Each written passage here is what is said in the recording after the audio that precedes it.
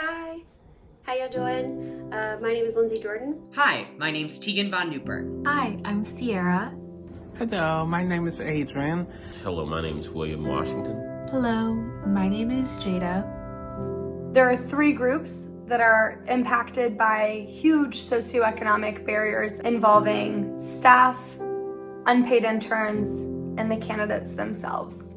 I've gathered countless friends, colleagues, and former employees in this space to share their stories so that together we can figure out how to move forward in a more equitable way. During my time, I've seen some things in campaigns that I don't necessarily agree with. One of those is the barrier to entry placed on people that are applying for positions with campaigns.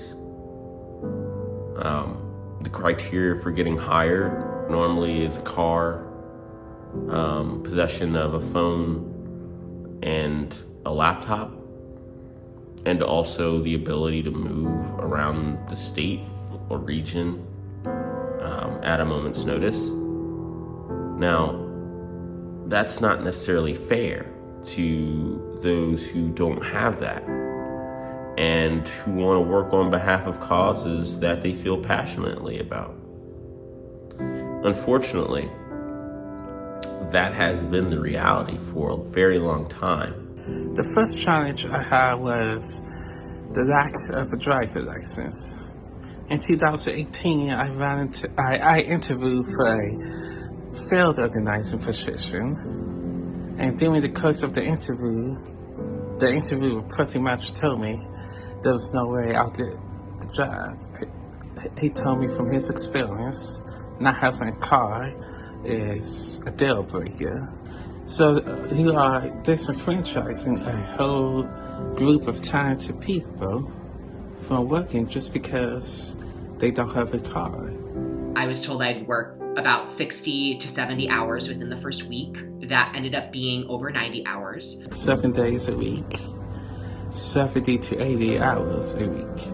16, 18-hour days, paying my friends to come over and help me do my laundry, like only eating pizza and like food that's brought in from volunteers because you just are just working. So with a schedule like that, you have to create the main job, and that's kind of a problem because the job for the election is just 2 months. So you create the main job, use the benefits, work the butt off for 2 months, then they're unemployed.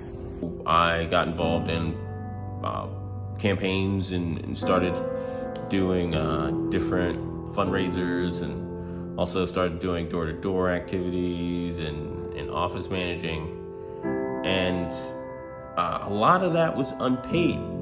I feel we get robbed of talent because there are so many people who cannot afford to do exactly what I just explained I did and work essentially for free. Some area that I did have support was through the interns that I met.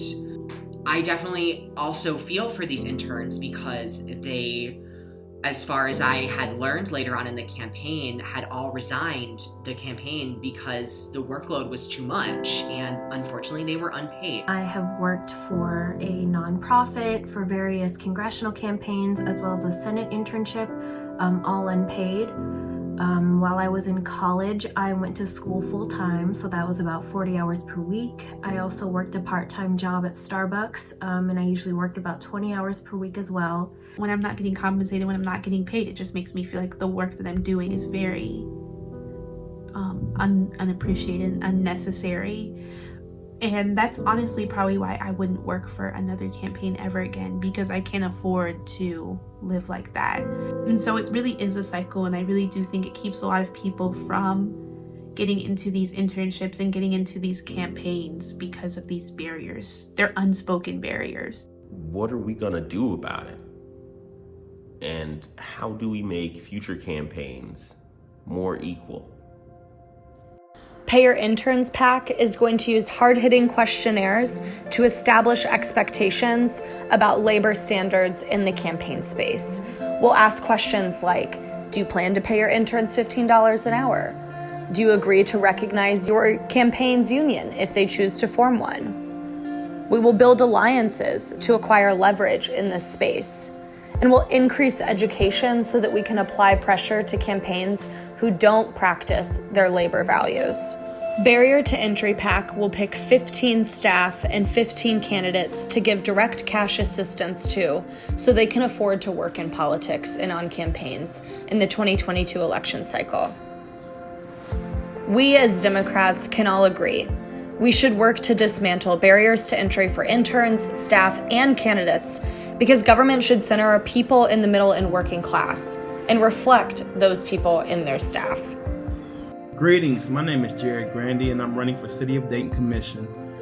I do not have a political background. I worked for the city as a community police relations coordinator for a while, and I decided that I could make more of a difference as a city commissioner. However, because I don't have a political background, I did not know exactly where to start. Barriers to entry came in and provided the necessary resources to run a competitive race. And I'm glad to say that we got through the first stage and we're well on our way to victory. Thank you, Barriers to Entry. Barrier to Entry PAC and Pay Your Interns PAC are committed to advocating for and ultimately creating a more equitable and diverse space in Democratic political campaigns. And we are already doing just that. Barrier to Entry PAC's first candidate just ran for mayor and won as a long shot challenger to a 2-term incumbent in Galesburg, Illinois.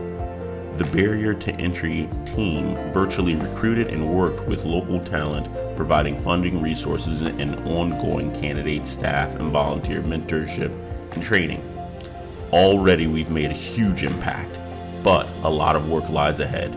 Join our movement by donating at the website linked below, or visit www.barriertoentrypac.com and www.payyourinternspac.com.